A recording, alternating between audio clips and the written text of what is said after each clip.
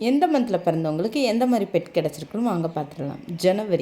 ஜனவரியில் வந்து பப்பி கிடச்சிருக்கு, ரொம்பவே க்யூட்டாக இருக்குது. ஃபிப்ரவரியில் வந்து பாண்டா தான் கிடச்சிருக்கு. பாண்டா எப்படி வீட்டில் வச்சு வளர்க்குறதுன்னு தான் தெரில. மார்ச்சுக்கு வந்து க்யூட்டான பெண் குயின் கிடச்சிருக்கு, இதையுமே வீட்டில் வச்சு வளர்க்க முடியாது.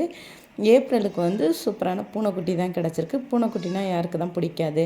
மேக்கு வந்து ஹம்மிங் பேர்டு தான், பார்க்குறதுக்கே சூப்பராக இருக்குது.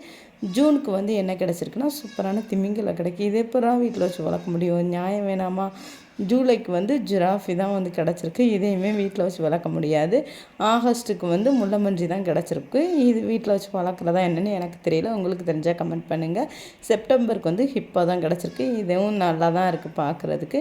அக்டோபருக்கு வந்து நீர் நாய் தான் கிடச்சிருக்கு, யாரெல்லாம் நீர் நாயை பார்த்துருக்கேன்னு கமெண்ட் பண்ணுங்கள். நவம்பருக்கு வந்து சூப்பரான கரடி கிடச்சிருக்கு. டிசம்பருக்கு என்ன கிடச்சிருக்குன்னா டாடா ஐஸ் தான். உங்களுக்கு என்ன கிடச்சிருக்கு அப்படின்னு கமெண்ட்டில் ஷேர் பண்ணுங்கள்.